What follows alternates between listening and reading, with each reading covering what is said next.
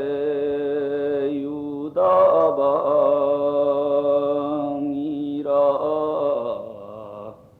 빕대성의 유다로인이라나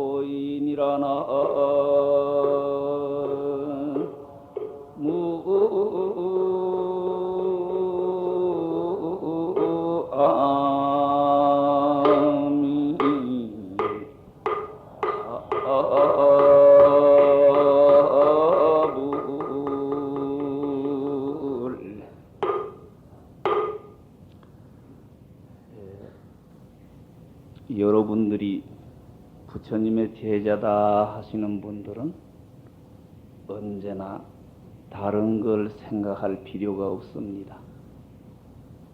여러분들이 부처님의 제자면은 제일 첫 출발에 그저 마하바냐 바라밀이라고 하는 단어를 쓰게 됩니다. 의식적으로건 무의식적으로건 마하바냐 바라밀이라는 단어를 늘 쓰시게 되는데, 언제나 이 마하바냐 바라밀이라는 단어를 늘 생각하고 계시면서 내가 여기에서 벗어나 있는가, 마하바냐 바라밀이라고 하는 단어 위에서 내가 살고 있는가를 언제나 생각하고 계시면 절대 잘못은 없습니다. 그러나 마하바냐 바라밀이라는 단어를 잊어버릴 때에 여러분들의 생활은 엉뚱한 곳으로 간다는 걸 늘 생각을 하셔야 됩니다. 예? 지금도 오늘 이 자리에 오셔서도 벌써 반야심경을 2차례, 3차례 이렇게 하신 걸로 생각하고 있습니다. 마하바냐 바라밀 쉽게 생각을 하시는데, 마하바냐 바라밀이라고 하는 단어는 참 쉬우면서도 어려운 단어라고 생각됩니다. 여러분들은 언제나 이 마하바냐 바라밀 위에서 살아야 하고, 마하바냐 바라밀을 떠나면은 그때부터 시작해서는 부처님의 자격이 없어지지요. 예. 마하바냐 바라밀이라는 단어는 여러분들이 너무 많이 이야기를 듣고 많이 알고 계시기 때문에 땅풀이가 필요 없습니다만은, 마하바냐 바라밀이라는 것은 끝없이 전진한다, 향상한다, 발전한다는 말이니까 여러분들의 일상생활이 언제나 어제부터는 오늘이, 오늘부터는 내일이, 또 적게 이야기는 1시간 후인 다음 시간에 지금보다는 향상을 하고 있어야 한다는 이야기죠. 여러분들은 이 언제나 향상의 생활에서 벗어나지 않고 살고 계십니까?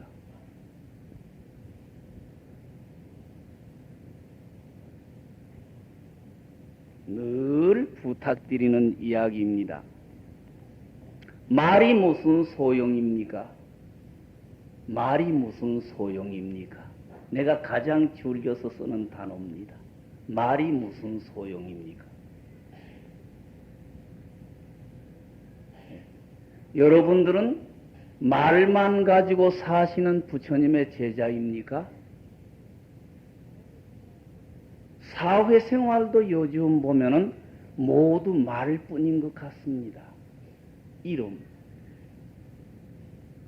벼슬.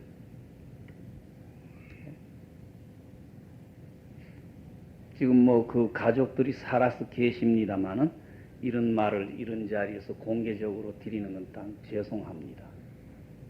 우리나라의 대재벌이라고 하는 그 클럽의 회장 되시는 분이 병원 침대에서 돌아가시면서 내가 왜 이렇게 허전한가? 내 가져갈 걸 내놓으라고 병원 침대에서 몸부림을 치고 소리를 치면서 돌아가셨습니다. 여러분들은 지금 뭘 갖고 가실 겁니까? 내가 이 집에 와가지고 자수성가해서 재산을 벌었다고 해서 재산을 갖고 가실 겁니까? 한평생 부부라는 이름으로 고락을 같이 했고 서로 사랑했으니까 해서 마누라 데리고 갈 겁니까? 남편을 데리고 갈 겁니까? 내가 가장 귀여워하고 좋아하고 사랑했다고 해서 저것들을 길렀다고 해서 아들을 데리고 갈 겁니까? 딸을 데리고 갈 겁니까? 한평생 내가 어려서부터 학교 다니고 공부했다 해서 한평생 그저 남에게 손가락질도 받고 욕도 얻어먹으면서 앞에 사람을 헐뜯기도 하고 또는 어떻게 해서 쌓아 올린 자리라서 그 벼슬을 갖고 가실 겁니까? 여러분들은 뭘 갖고 가실 겁니까?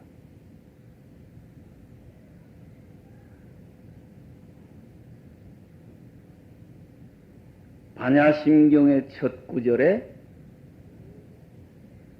오온계공을 조견할 때에 일체 고액에서 벗어날 수 있느니라 하셨지요. 조견 오온할 때에 도 일체 고액이다. 딱 그러셨는데 여러분들은 지금 조견 오온 계공이 되어 있습니까? 오온 계공이 이루어지지 아니하면은 그 오온 때문에 생기는 고민, 걱정, 또 거기에서 파생되는 제 장난에서 벗어날 수가 없습니다. 오온 공을 먼저 조견을 해야 합니다. 부처님의 제자이면은 누구나가 이 오온 공을 조견해야 됩니다. 여러분들은 지금 오온 공을 조견하려고 얼마만큼 애를 쓰고 있습니까? 말 속에서 겨우 허우적거리는 것 아닙니까? 나는 한평생 절에서 부처님 밥만 썩으면서 지금에 와서는 참 불쌍하고 부끄러운 존재입니다. 내가 곳곳에 들어 내 양심에 가착되는 일을 많이 저지르고 있습니다. 오늘 이 자리에서도 결국은 내가 내 양심에 가착되는 일을 저지르고 있습니다. 나는 여러분들이 기대하는 덕 높은 큰 스님이 아닙니다. 나 역시 여러분처럼 중이 되려고 향상하려고 바득거리고 있는 중생일 뿐이에요. 그래서 곳곳에 가서도 지금 내가 청법가라는 노래가 참 무섭습니다. 청법가라는 노래가 무섭기 때문에 어떤 자리에서 이야기를 하게 돼도 절대 단상에서 내가 그 노래를 받지 않습니다. 단하에서 그 노래를 같이 부르고 단상에 올라오지 내가 절대 단상에서 그 노래를 받지를 않습니다. 나는 아직까지 그런 자격이 있는 사람은 아닙니다. 중이 되려고 바득거리는 중생일 뿐입니다. 중이라고 하는 차원은 온 공을 체험할 때에, 조견할 때에 중의 자격이 부여됩니다. 그거는 나벌 8일에 석가모니 부처님께서 나무 아래서 샛별을 보시고 대도를 이루 가셨다는 그 차원이 결국 거기부터 시작해서 중의 출발입니다. 거기가 중의 출발입니다. 결국 중이라고 하는 것은 깨달을 각자이기 때문에 여러분들도 지금 중이 되려는 중생이지. 여러분도 중생이고 나도 중생이에요. 어떻든 온 공을 조견하려고 하는 노력은 놓쳐서는 안 됩니다. 온 공을 조견할 때에 그 오온 때문에 파생되는 모든 연에서 벗어날 수가 있습니다. 여러분들은 지금 그 오온의 테두리에서 오온이 좋아가지고 오온의 테두리에서 퍼더덕 퍼더덕 하고 계시는 것 같아요.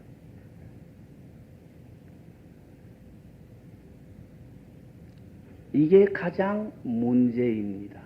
부처님의 제자들은 앞에 시간 것도 비워버리고 뒤에 시간 것도 비워버리고 그 시간 그 자리에서 시간 공간 바깥에 마주치는 불빛 불꽃처럼 번개불이 퍽쩍 할 때처럼 살아야 하는 게 부처님의 제자입니다. 아무 부담 없이 구속 없이 구애 없이 감정 개적인 감정 없이 무슨 사전에 계획된 생각 없이 부담 없이 사셔야 됩니다.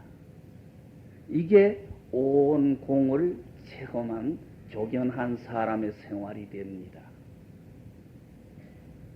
그런데 여러분들은 조견 온 공해야 도일체 고액할 수가 있다는 단어를 늘 쓰시면서 온 공의 차원을 체험하려고 하는 노력도 하지도 않고 온 공의 세계가 어떤 건지 생각지도 않고 계십니다.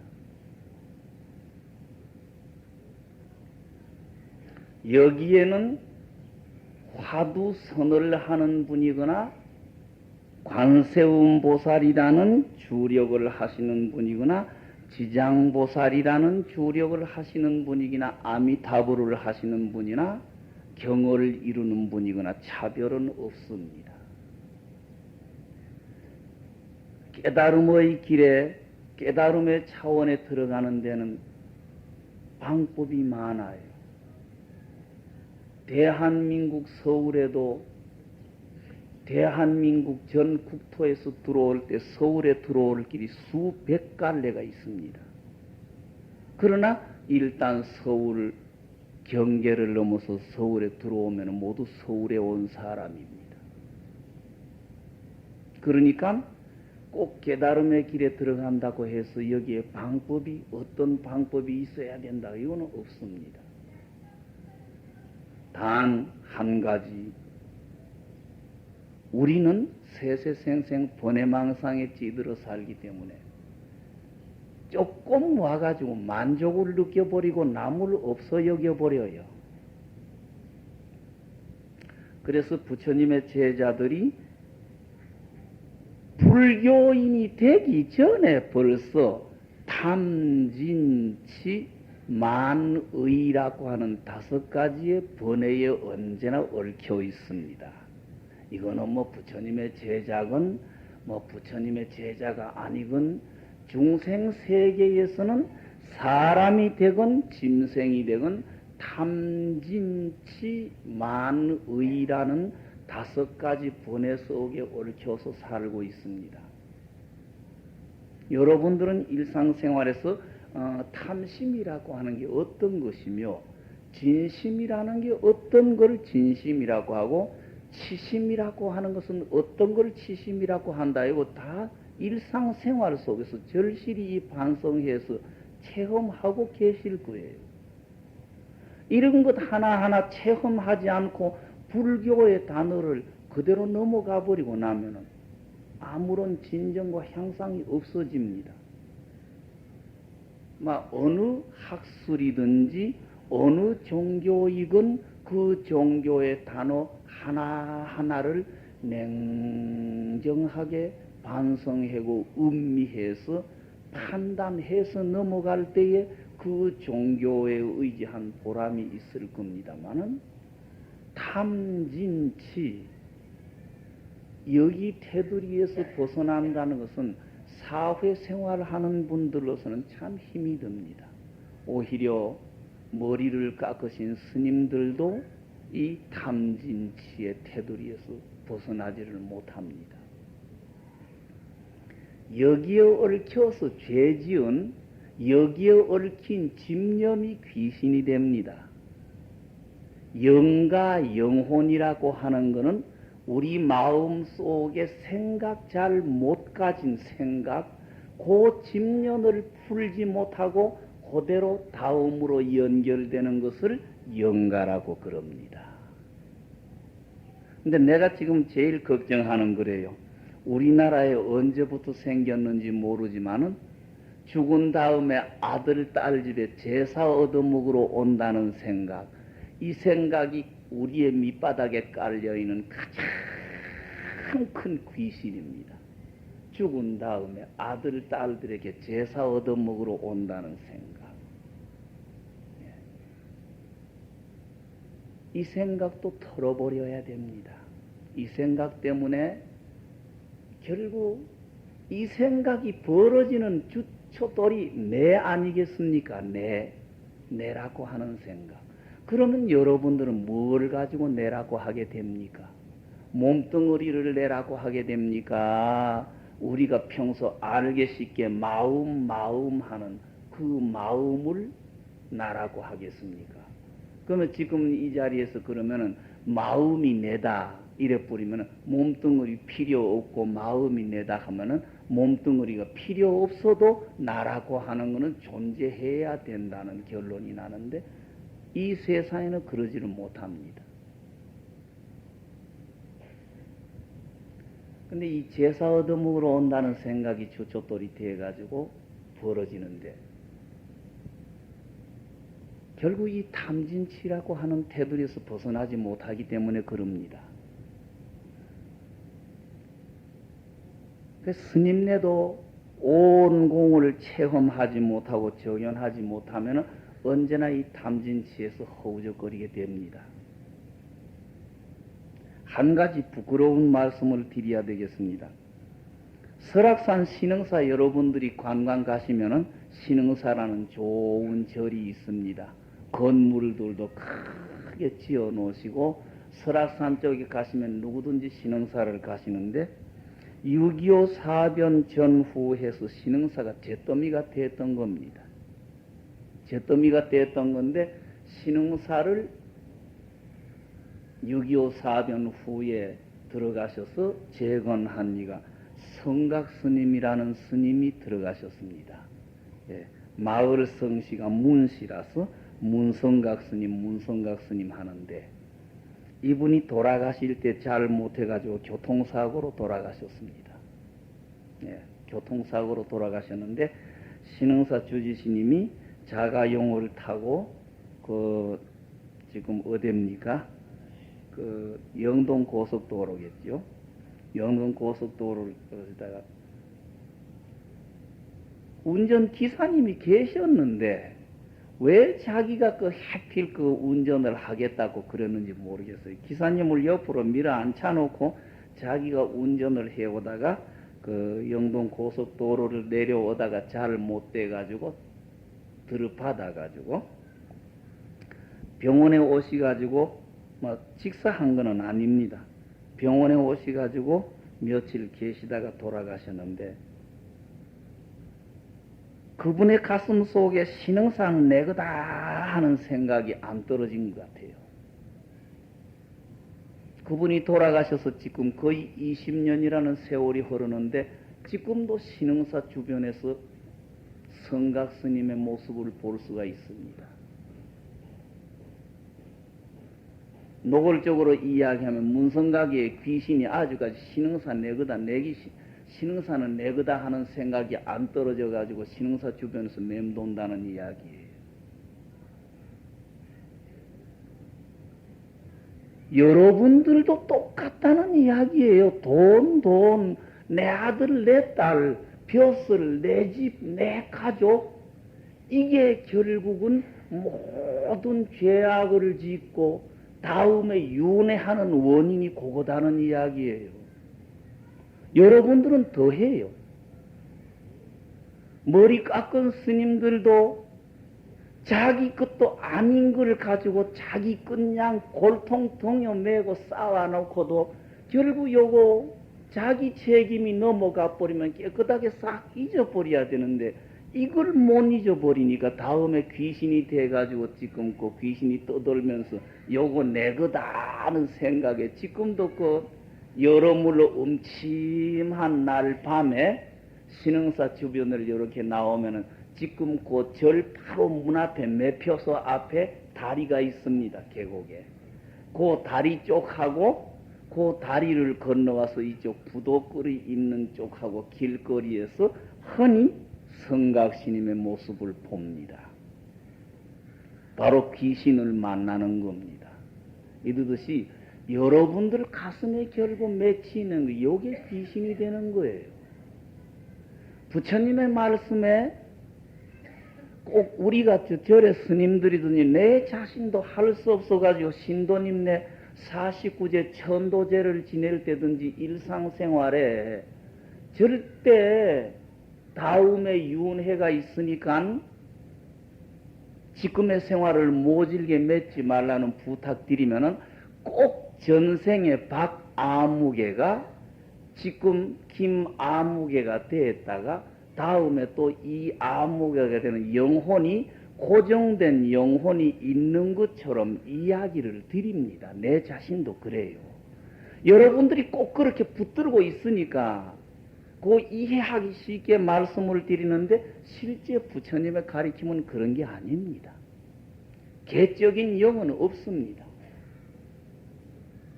개적인 영은 없는데 단 내가 지금 이 몸을 받아가지고 있을 때 풀지 못하고 맺은 것, 이게 다음으로 갑니다.